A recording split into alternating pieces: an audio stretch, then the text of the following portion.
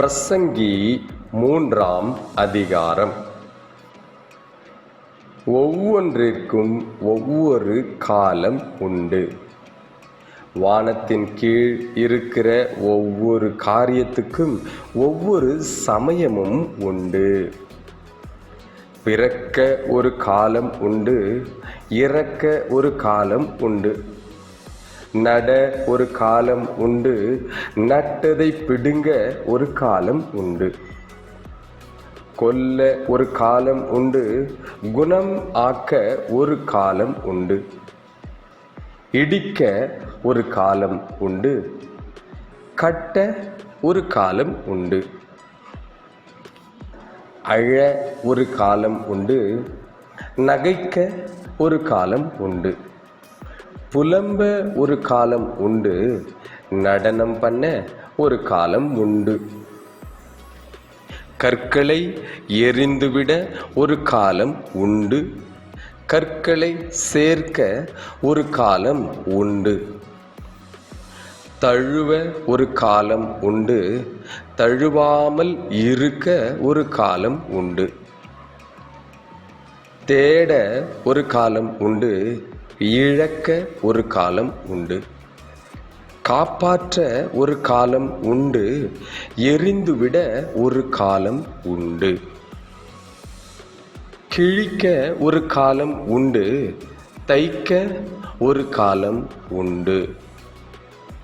மௌனமாய் இருக்க ஒரு காலம் உண்டு, பேச ஒரு காலம் உண்டு.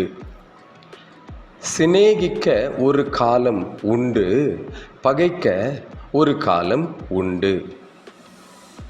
யுத்தம் பண்ண ஒரு காலம் உண்டு, சமாதானம் பண்ண ஒரு காலம் உண்டு. வருத்தப்பட்டு பிரயாசப்படுகிறவனுக்கு அதனால் பலன் என்ன? மனுபுத்திரர் பாடுபடும்படி தேவன் அவர்களுக்கு நியமித்த தொல்லையை கண்டேன். அவர் சகலத்தையும் அதினதின் காலத்திலே நேர்த்தியாய் செய்திருக்கிறார். உலகத்தையும் அவர்கள் உள்ளத்திலே வைத்திருக்கிறார். ஆதலால் தேவன் ஆதி முதல் அந்தம் மட்டும் செய்து வரும் கிரியையை மனுஷன் கண்டுபிடியான். மகிழ்ச்சியாய் இருப்பதும் உயிரோடு இருக்கையில் நன்மை செய்வதுமே அல்லாமல் வேறொரு நன்மையும் மனுஷனுக்கு இல்லை என்று அறிந்தேன். அன்றியும் மனுஷர் யாவரும் புசித்து குடித்து தங்கள் சகல பிரயாசத்தின் பலனையும் அனுபவிப்பது தேவனுடைய அனுக்கிரகம். தேவன் செய்வது எதுவோ அது என்றைக்கும் நிலைக்கும் என்று அறிவேன்.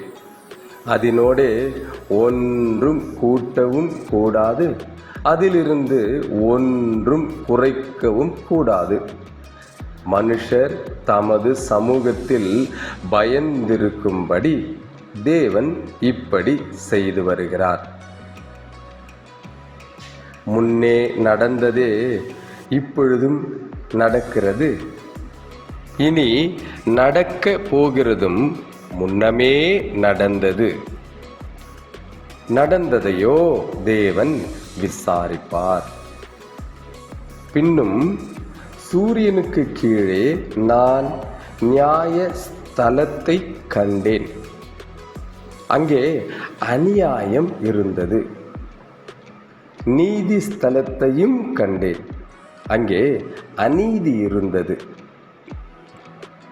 சகல எண்ணங்களையும் சகல செய்கைகளையும் நியாயம் தீர்க்கும் காலம் இனி இருக்கிறபடியால் சன்மார்க்கனையும் துன்மார்க்கனையும் தேவன் நியாயம் தீர்ப்பார் என்று என் உள்ளத்தில் எண்ணினேன். மனுபுத்திரர் தாங்கள் மிருகங்களைப் போல் இருக்கிறார்கள் என்பதை அவர்கள் காணும்படிக்கு தேவன் அவர்களை சோதிக்கிறார் என்று நான் மனுஷருடைய நிலைமையை குறித்து என் உள்ளத்தில் எண்ணினேன்.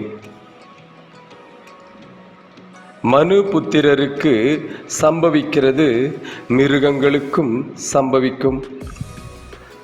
அவர்களுக்கும் இவைகளுக்கும் ஏக சம்பவம் உண்டு. இவைகள் சாகிறது போலவே அவர்களும் சாகிறார்கள். ஜீவன்களுக்கு எல்லாம் சுவாசம் ஒன்றே. மிருகத்தை பார்க்கிலும் மனுஷன் மேன்மை உள்ளவன் அல்ல. எல்லாம் மாயையே. எல்லாம் ஒரே இடத்துக்கு போகிறது. எல்லாம் மண்ணிலே உண்டாகிறது. எல்லாம் மண்ணுக்கு திரும்புகிறது. உயர ஏறும் மனுஷனுடைய ஆவியையும் தாழ பூமியில் இறங்கும் மிருகங்களுடைய ஆவியையும் அறிகிறவன் யார்? இப்படி இருக்கிறபடியால் மனுஷன் தன் செய்கைகளில் மகிழ்ச்சியாய் இருக்கும் நன்மையையே அல்லாமல் வேறே நன்மை இல்லை என்று கண்டேன். இதுவே அவன் பங்கு. தனக்கு பின்வரும் காரியங்களை காணும்படிக்கு அவனை திரும்ப வரப்பண்ணுகிறவன் யார்?